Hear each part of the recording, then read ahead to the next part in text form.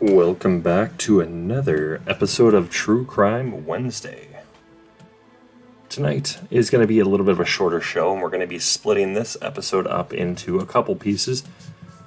So there may be an extra episode over the weekend. It just kind of depends on how things go, but if not, it'll come up next Wednesday. We're going to have to go and split this up. There's a lot to cover. I honestly thought we'd be able to cover it in one episode. No. But there's some content coming from Kenneth Mains' YouTube channel. And there's been videos, and we tried to do a video last week concerning this, but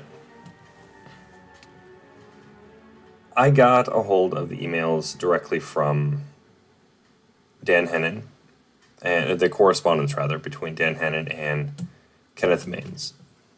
Dan Hennon made these things public.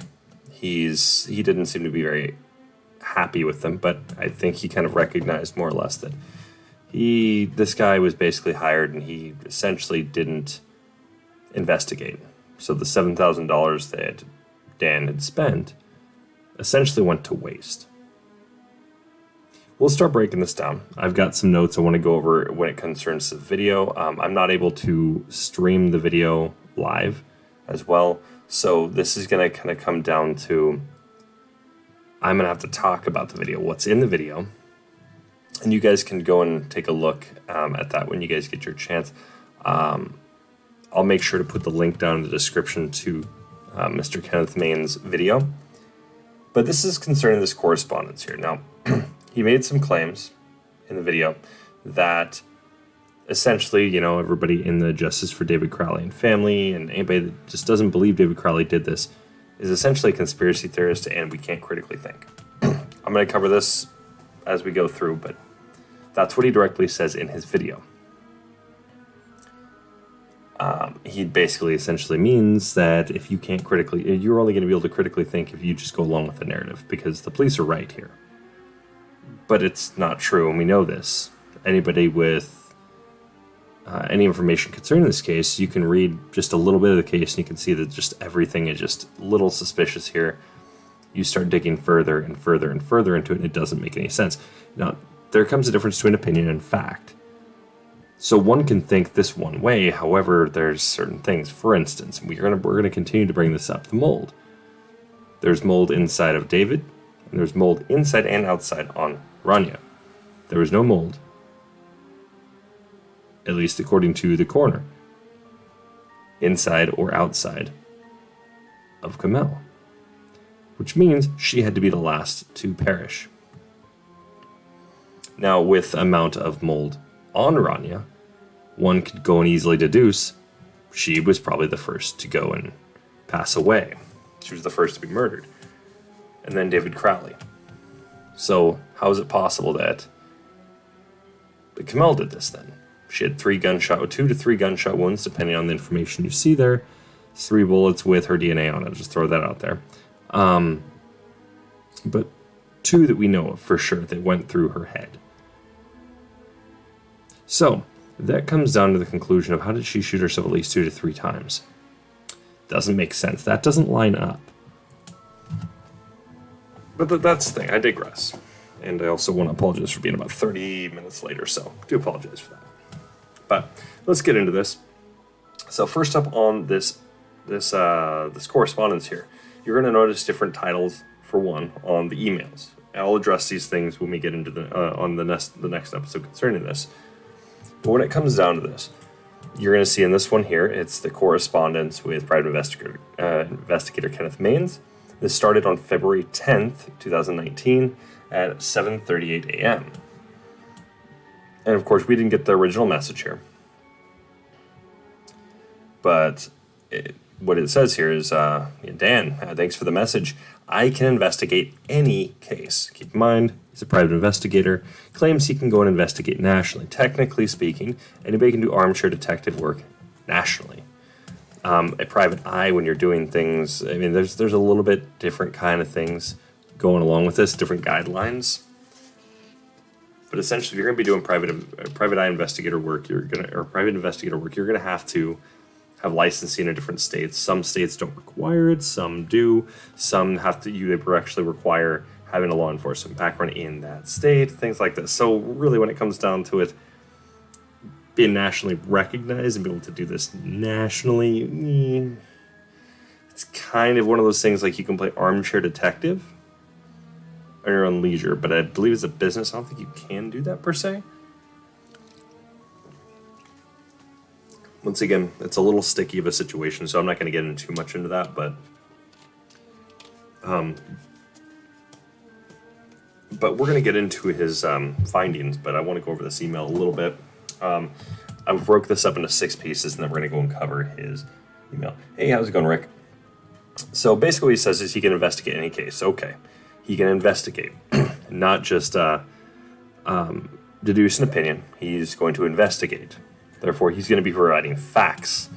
That's what the whole point of the investigation is going to be. He's going to provide facts concerning, yes, this is who did it and this is why, or I cannot deduce who did it, things like this. He's going to go and give facts, not his opinion.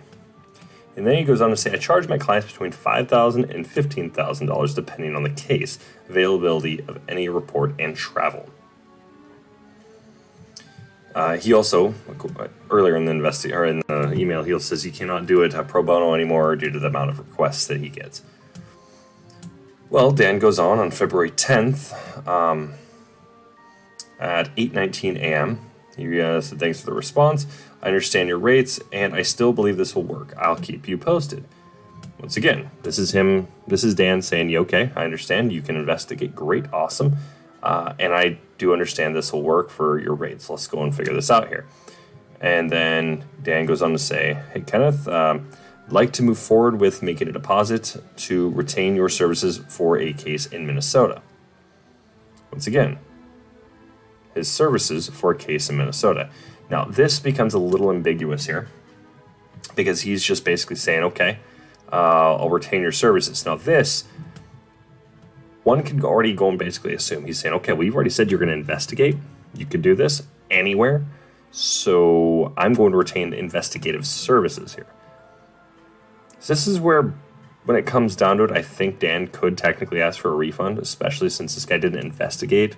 And you'll see where we're going at with this, because part of this, it does come down to the findings. You have to read the findings to see where he actually got all this information from. Now, keep in mind, this is a guy that you guys are going to see in a little bit. He goes on to say he does not go and check anything that is biased.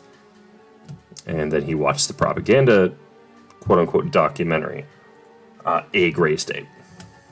And that's completely biased. So, Ken Mains says, Dan, I looked over the case briefly on your YouTube page. I can't read the last part here. You guys probably be able to read it a little bit better on your screen. Let me bring mine up so I can actually see it. Any second now. I honestly thought I was going to be able to read this a little bit better, but no.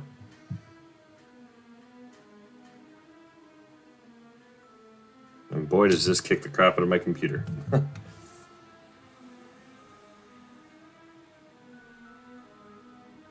Alrighty.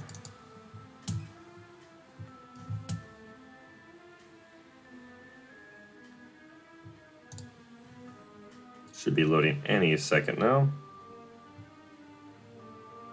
There it goes. And it says,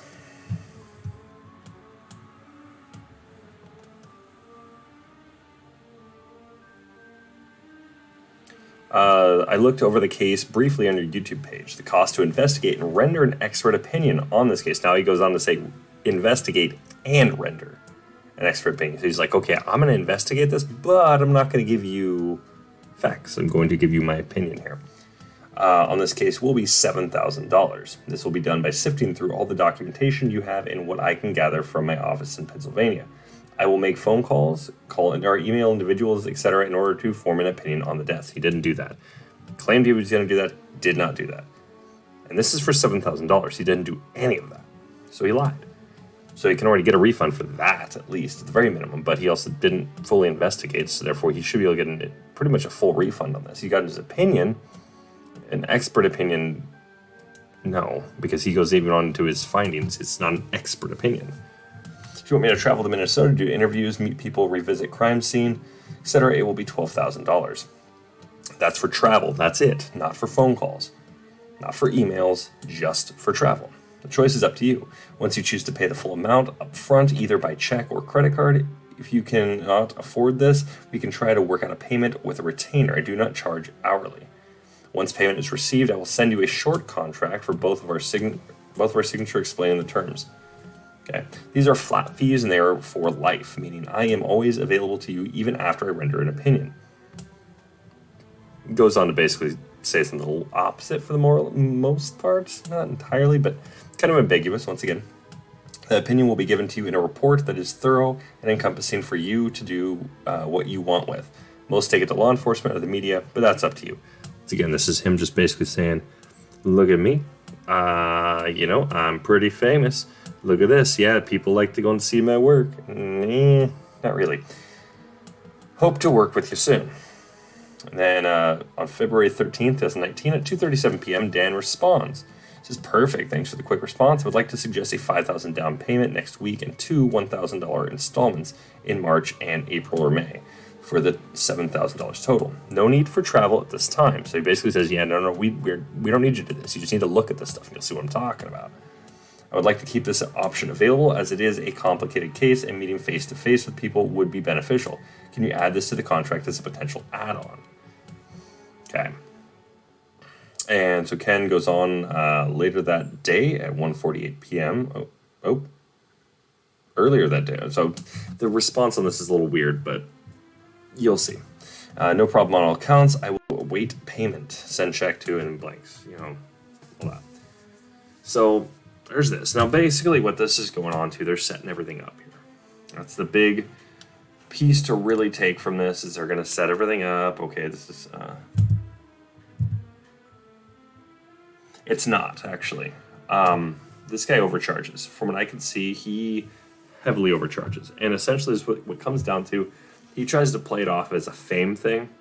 You're basically, it's the difference between going to the store and buying generic cola and buying Coca-Cola. What's more expensive? You're going to get not quite the same flavor as, for the most part, it's pretty much the same. Bottle might be a little dirtier, things like this. You're going to be getting basically a knockoff. That's all you're getting. Is it similar, though? Absolutely. But the price is significantly less. Now, if you bring this into private eye terms, yes, it comes down to basically this guy is essentially the difference between just that, Coca-Cola and regular generic cola in a soda, or at a store.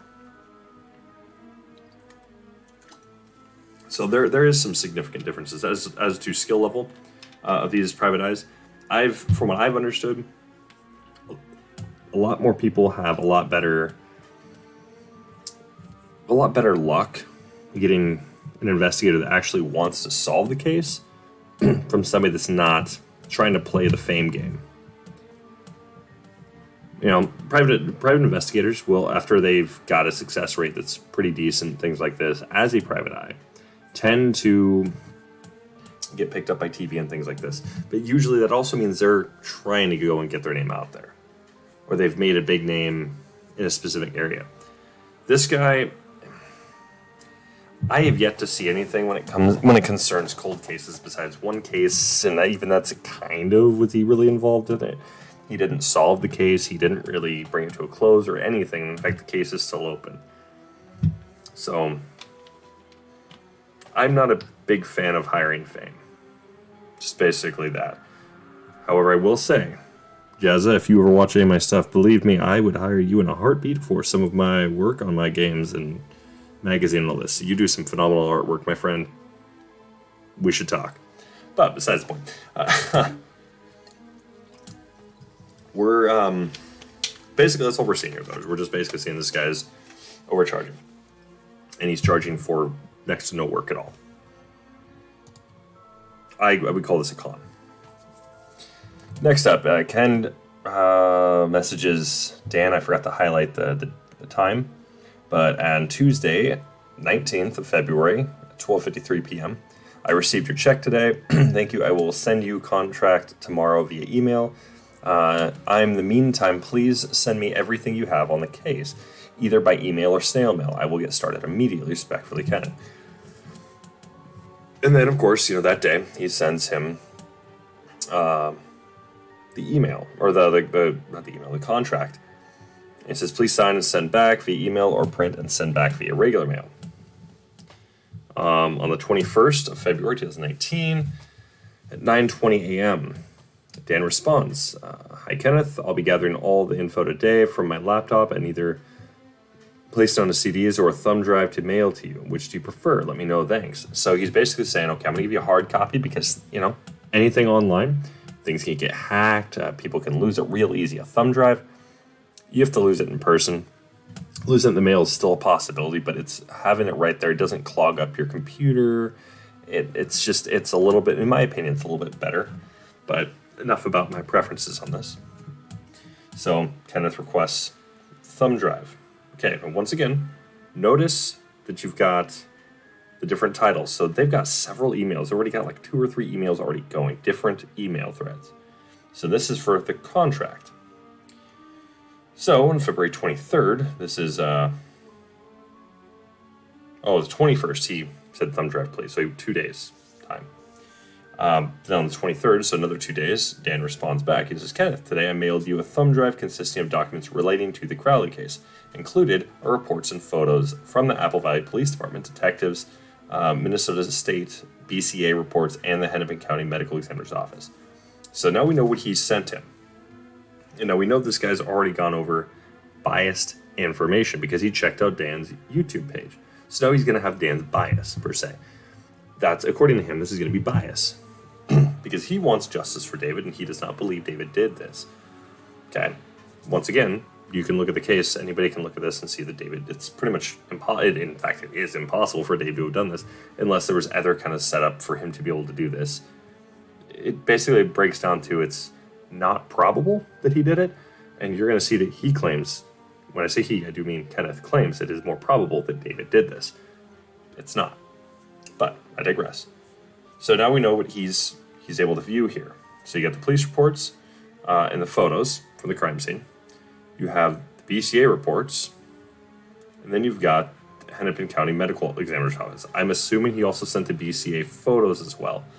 So there's that.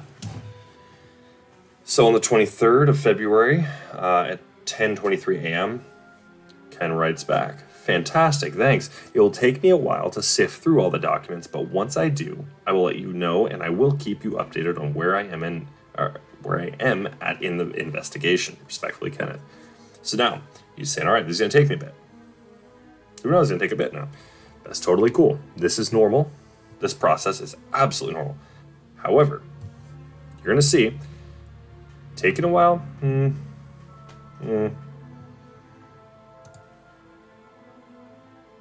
February 23rd, 2019, 11:25 a.m. Dan responds, yes, certainly is a lot there. Good luck and feel free to reach out to me with any questions or comments. Kenneth responds back with the contract. And this is on Wednesday, February 27th, 2019 at 1:21 p.m. I received your package. So you got 4 days time. That's how long it took to get there, apparently. Thank you. Please give me some time to digest all the information. I will be in touch. Don't hesitate to reach out to me for an update. Yeah, don't reach out to me for an update.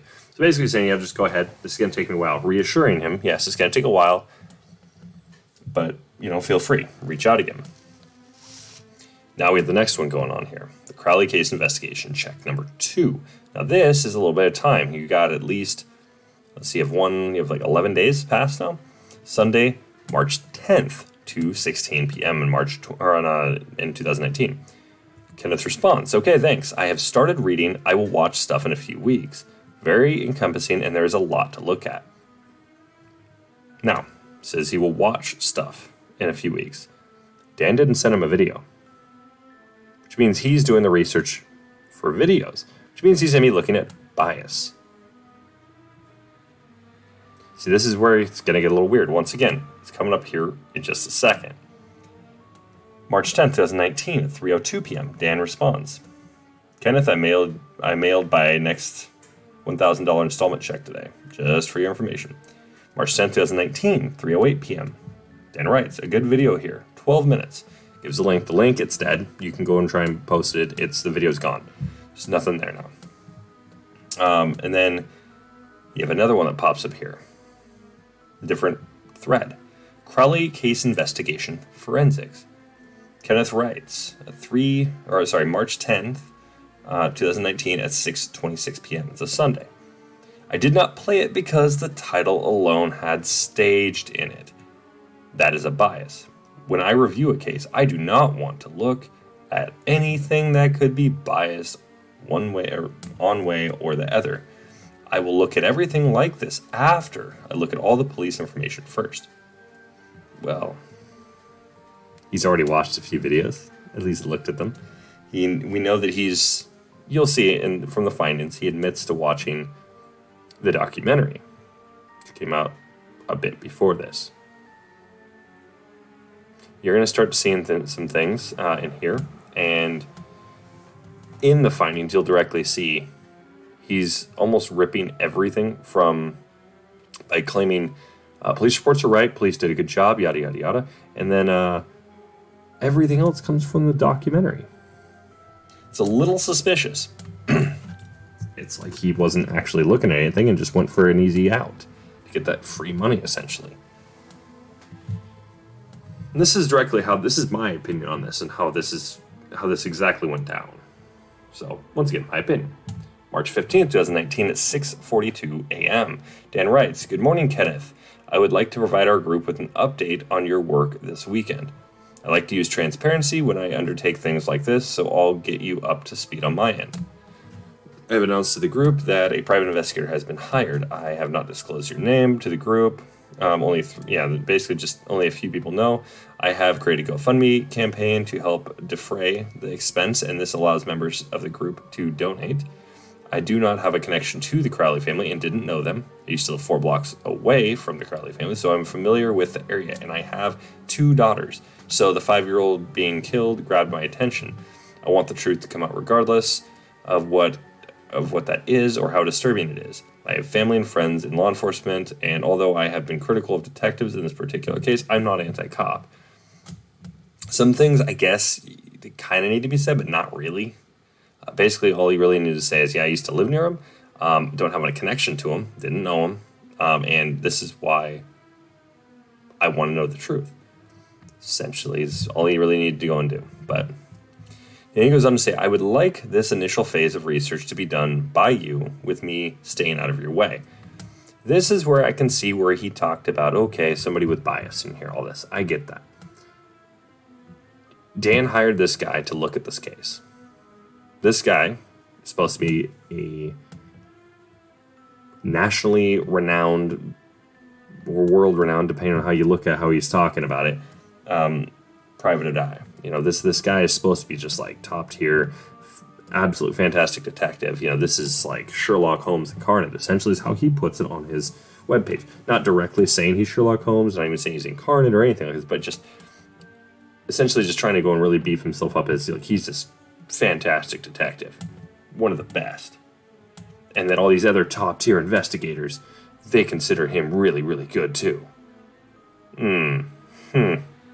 Do a little research on the names that he mentions in his report, and you'll see that no. And you also start searching for their connections to him, and it's no. Silly guy. He says, so Dan continues on, he says, I think it is best for you to review the documentation and paperwork and all the records first. I believe this first phase could take 1 to 3 months just to get caught up with this case. I don't like that Dan did this. Okay, now I'm just going to be very, very frank on this. This is just showing that, look, I have more stuff I want to go and give you, but this is going to be where the bias is at. So, you know, but he's basically showing that we have bias. Okay, he hired the guy just to go and investigate it. That's what you're hiring him for. He's not going to go and work alongside you. End of the day, he's not going to. So I'm not trying to go and out Dan or be rude towards Dan, but this guy he's quote unquote a professional. You know, so when it comes down to it, he's not going to work alongside him, especially for just the $7,000 and all this. He's not going to do it. End of the day.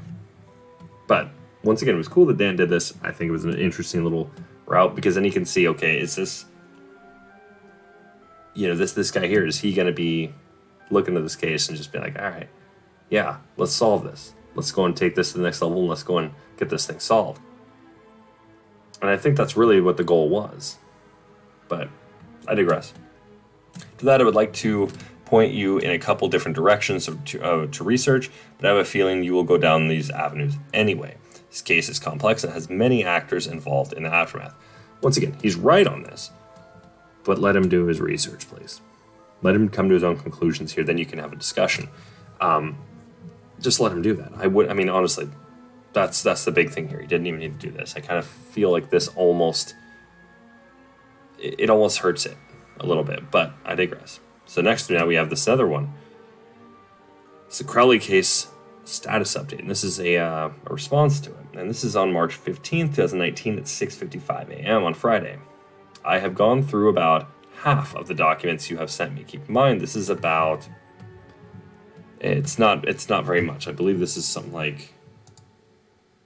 let's see... It's like 2 weeks. He's gone through half. Said take some time. I don't know about this guy already. This would already draw a huge red flag for me. I watched crime scene photos yesterday. He's watching videos as he doesn't want to just sift through them and look. This is another red flag. It will probably take me another 4 to 8 weeks until I am ready to even speak intelligently on the case, because once I am done with reports and pictures, I have to go back through it again, possibly numerous times. That is just the method I use. I understand this method here. I still have to go back over the photos and all this kind of stuff just to go and just refresh my memory. I'm working on multiple cases here. But I did a better job than this guy. This guy did a very, very shoddy job. I think most people that have investigated this case just taken a total of a few hours. Don't watch the documentary. Just go and sift through the information. You'll see that David's not guilty. It's pretty obvious. But once again, that's fine. You come to your conclusion. It's going to come down to your opinion at that point. But you cannot deny the facts. Facts always outweigh opinions, especially when it comes to investigation. Just like feelings, they don't matter. Only facts do. So this is going to be a long process. I will provide updates whenever you ask for them. As you know, there's a lot of info here. Rest assured, I will be meticulous and thorough before rendering my opinion. Once again, this is to be expected. I'm taking partial siding with Ken on this one. But he's gone through it pretty quick. Didn't take me long. So I get it. The 4 to 8 weeks, I'm still looking through this. I'm a couple years into the investigation. I'm still finding things. So that says something. But this guy's just saying, yeah, okay, it's going to take a little time. $7,000, once again. That's all he paid for this. So he's going to be getting a little bit of money for this. But it's, this guy's he's not going to go at his fullest. You can already see this now. He's already given up red flags. So got over half the documents in 2 weeks. It's possible, but I doubt he spent all that extra time, all this time on it like that. I don't think he did. And then he watched some crime scene photos when he's saying he's not going to bias and all this. He's watching videos already. So who's he watching? Next up, we have this one, which is a response to the Crowley case status update. This is from Ken, and this is on Friday, March 15th, 2019 at 8:45 a.m. I believe it says 8:45. He goes, you bet, respectfully, Ken. On March 15th, 2019 at 8:51 a.m. Dan just says thank you. Then we have this other thread that pops up, which is picture. This is from Ken to Dan, and he says this is on Tuesday the 19th, 2019 at 2:49 p.m. The photograph of the bodies in the living room, is that authentic? If so, where did it come from? Then Ken responds to it, and he says, gotcha, thank you. That's why I think that some of these emails are kind of wonky. I don't like how it was put together, but essentially this is supposed to be, I believe, Dan responding and saying that image was contained in the following file, BCA lab analysis.pdf on page 17. I believe the Minnesota BCA took that picture. And then this is basically where Ken goes, gotcha, thank you. After that, on Monday, March 25th, 2019 at 1:52 p.m., Ken responds, or emails Dan with this new thread update. I have read the police reports a number of times now. I now will be concentrating on the lab reports. March 26, 2019 at 6:13 p.m. Dan says he was right-handed. March 26th at 5:17 p.m. Oh, I got these. Oh, yeah, this is another one of these ones where it's literally out of order. And he says, Ken says, what's the source for that?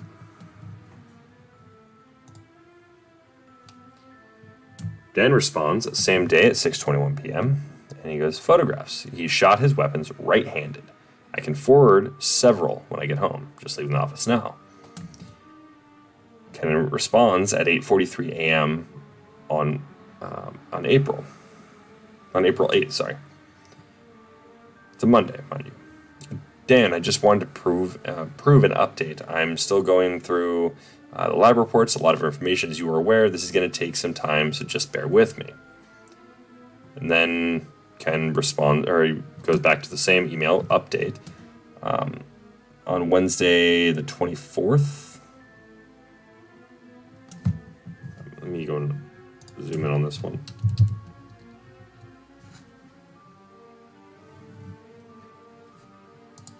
Oh, it's not letting me. Okay.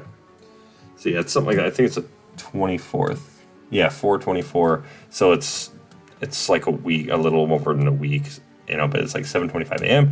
I was out of the office last week as I was in New York for Cold Case Conference. I will be back to the office next week. I have finished the lab paperwork, but I will go through it again, double check my own understanding of it. My report should follow not too long after this. This has been 2 months, not even a full 2 months. Actually, since he got the stuff, it's been a little over a month, so April 24th, 2019 at 9:05 a.m. or 9:06, something like this. Dan responds, he says, sounds good, thanks for the update. Once you have reviewed the lab reports, but prior to doing your report, I will forward you the additional items of research that the team has found. This will be an important piece of the investigation. So far, I have only provided to you the official documents, but what we've unearthed over the past 4 years will be key to understanding this crime. As right as Dan is, let him come to his own conclusions here. See where he's coming from. I know you want to go and try and get the biggest bang for your buck, but honestly, this is one of those guys who's using fame for the cost. He's not even throwing his full effort into this. And you can see this because did he say anything about his, hey, I'm going to be in office next week? No, he didn't tell you that. We don't have any email proving this, so therefore we can't really say, oh yeah, he totally did. We don't have any proof of this. So, as far as we know, never happened. Ken responds to the update thread, and this is on April 24th, 2019 at 1:07 p.m. It says okay.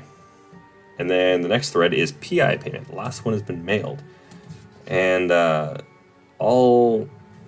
basically Dan just sent it to him, and this is on March 6th, 2019 at 1:58 p.m. And he just says, okay, thank you. We're almost done with this part, and we're going to get on the findings. We're only going to be a little bit longer, too, so. Oh, wait, that was the sixth one. Whoops. Okay, well, that's what we have for that. I've got more for the timeline coming up next week. But right now, we're going to go over this. Now, this part is a little interesting for a number of reasons here.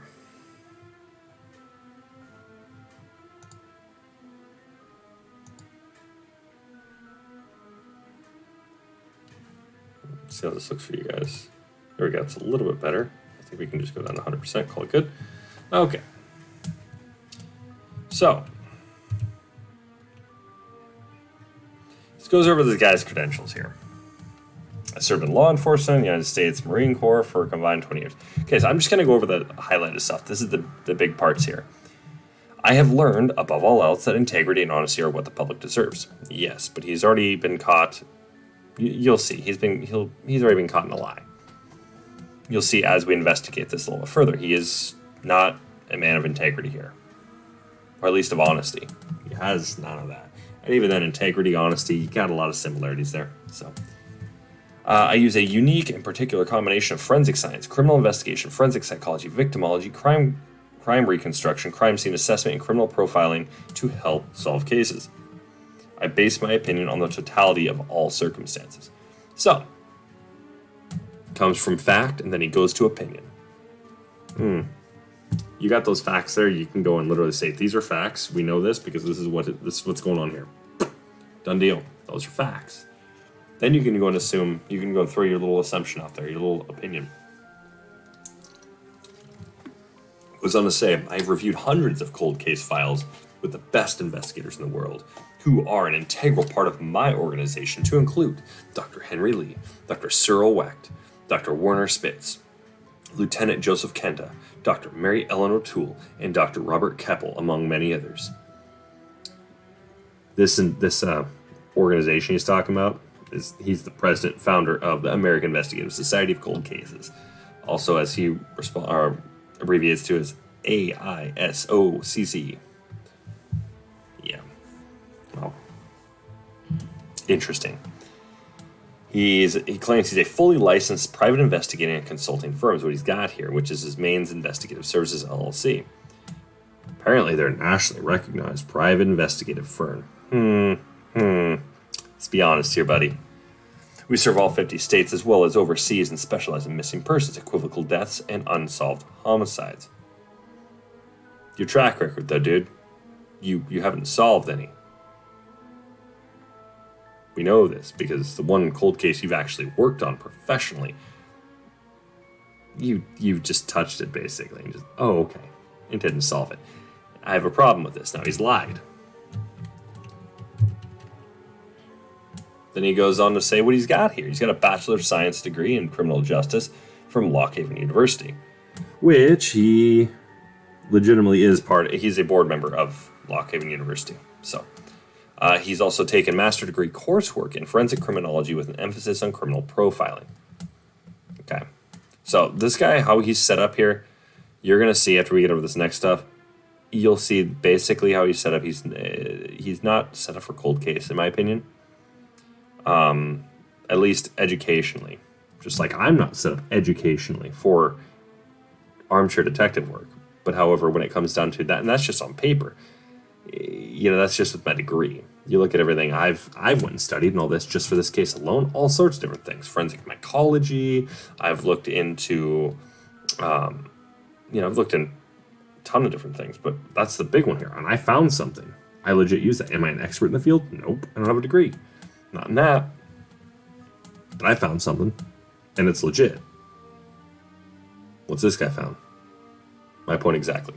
But he goes on to say, I have had professional training in criminal law, criminal investigations, forensic criminology, criminal profiling, medical legal, death investigation, cold case analysis for law enforcement, DEEP, undercover narcotics investigations, advanced crime scene investigations, sex-related homicide investigations, practical homicide investigations, among others. So, claims these things. Now, I want to go over this right here. He says he's an advisory board member of the Cyril H. Wecht Institute of Forensic Science and the Law at Duquesne University in Pennsylvania. I could not find anything besides what he is saying concerning that. I searched. There's nothing. Therefore, he's not labeled as a board member. Is he? Don't believe so. Only things he has so far been able to actually say, yeah, I'm part of this, is the American Investigative Society of Cold Cases and being a board member at Lock Haven University. I believe specifically, at least he works there kind of, but he's got connection to Lock Haven doing things not just for his degree. Essentially, that's what I'm saying here. So, this is where we get the proof. Here's the issue here.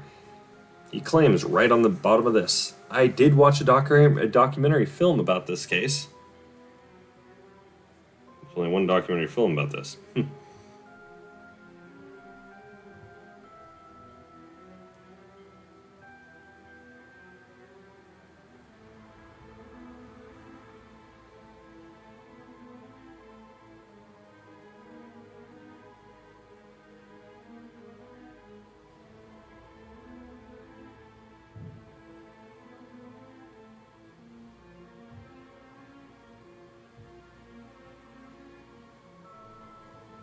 All right.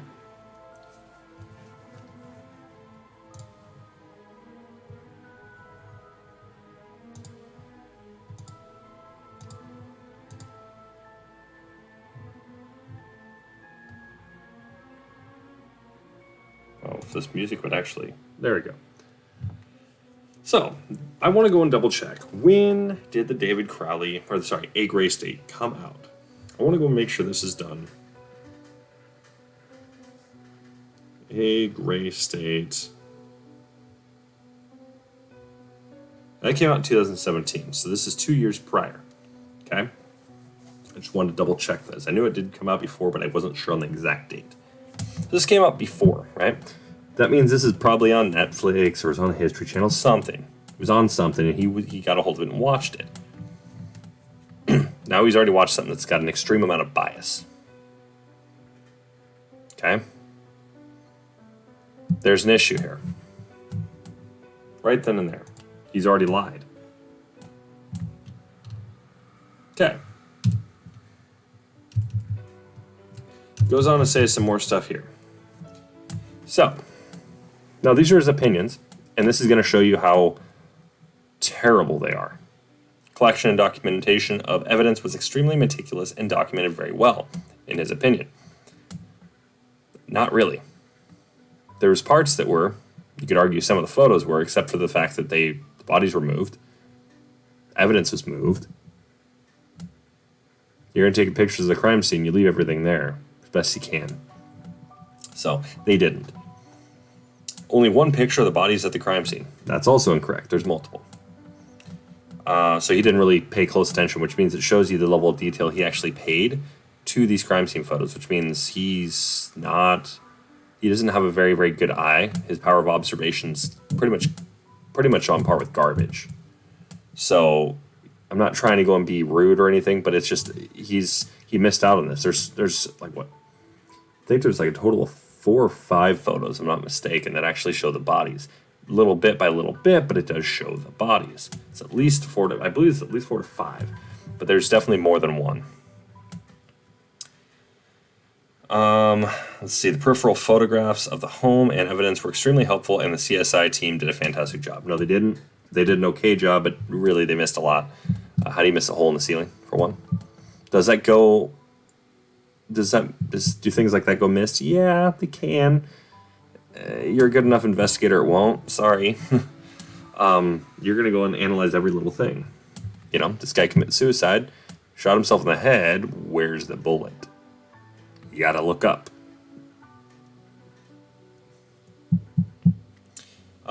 He also wanted to go over their religious beliefs. I see why, but I don't at the same time. You can quickly see this was smeared on there. You see the Quran there. You could argue staged pretty quick. Unless it really was like some kind of a hate, plus, she was shot 2 to 3 times the head, depending on the information you read. You can argue a few things here, but does the religious beliefs really matter on this one? Yeah, it's debatable. That's how far I'll go with that. But he says he claims they had huge implications in their life and ultimate in their deaths as well. And no, it didn't. Once again, you can read the information real quick and see that's not true. He said the police department did an outstanding job, in my opinion, on collecting and documenting the evidence in this case. No, they didn't.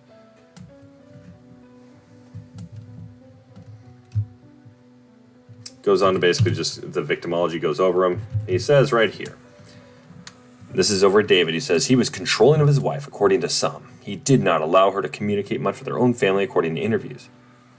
Yeah, and then a lot of the same interviews you also see in the movie. That's where you see a whole lot of that. You don't see that really inside of the police reports. You see it from Sidra, which is Kamel's sister. I believe you see it, I think, from Heidi Lish, I believe. That's about it. You only see it from like 1 or 2 people. He didn't try and control her.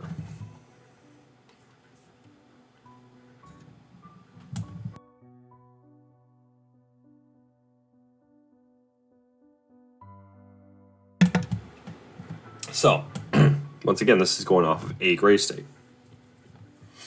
As of December 2014, as that approached, David lost weight, looked disheveled and crazy, according to witness statements.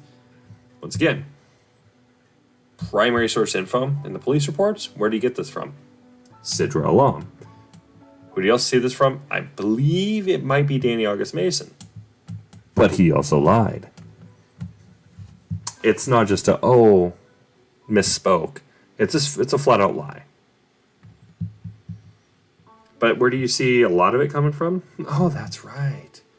The news reports, for one, which you can go and connect it to. A gray state. It's directly connected to. Where did it push? David being crazy. Kamel being crazy. This shows it. That's those two things. Propaganda piece, and then you have a biased media outlet doing this as well. So therefore, you have a very anti-gun media outlet, very anti-man media outlet. You know, there's a lot of different things like this that kind of go down that route, and you can kind of see it's, okay, well, this is false. That was it on this page. Yep. Next up, it says, it appears he did not have a job and relied on Kamel to support him so he could concentrate on Gray State. That's not true either. You got to see they had plenty of money in their bank account. They're fine. Not to mention that $10,000 check that also arrived in December as well. Well, or January, whatever it was. So he didn't check out the financials. That's shown another thing where he failed. Okay, let's continue. So now he goes over Kamel. He says, most describe her as a free thinker. She was. You could see it. She thought for herself. David even spoke about it in his journal. He claims to have read the journals too. Did not. Clearly. And so where did he also read the journals from? That's my question. Kamel's conversation about the rapture and David's excited interest in it only weeks from the incident reinforces this belief that David did this. Yet no. It wasn't his excited interest. He was interested in speaking to his wife. His wife is going through something. He wants to speak to her about it. That's just it. He filmed things like this. It doesn't necessarily prove anything. It doesn't show an excited interest in that, now I need to do this. And no, it doesn't. Then he goes on to say one person claimed she didn't seem to enjoy it much and made her mind up with David that they would not have another child. And that was her as a mother. I mean, but you got to see this in the videos. You got to see this in David's journal entries, photos. We're even talking candid photos, candid video, all the stories about her. It sounded like she enjoyed being a mother. It sounded like David just didn't want kids, which, he talked about that in his journal. He didn't want kids. Kamel wanted more. At least it sounds that way. So that's my opinion. It sounded like Kamel still wanted more, but David didn't.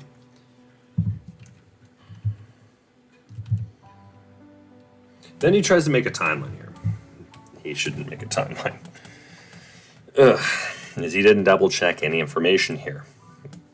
Ken Mains, if you watch this, please refer to my timeline. It's my timeline, the one I compiled from all the information from Justice for David Crowley and Family, from the police reports, all of this. Everything we can confirm with actual evidence and proof.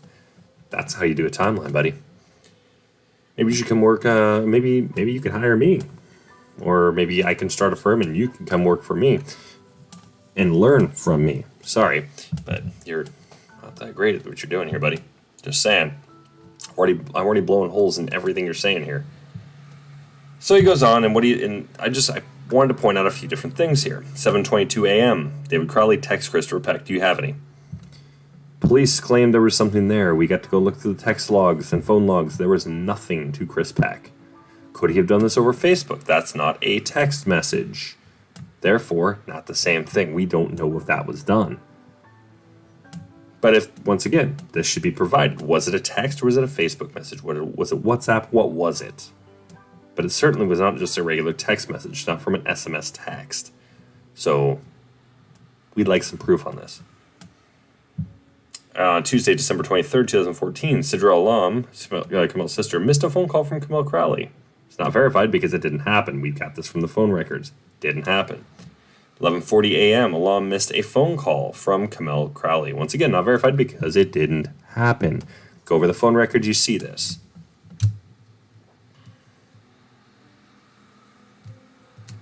On Sunday, December 28th, 2014, according to police reports, Dan Crowley Jr. dropped off Christmas packages at the Crowley home on the front step.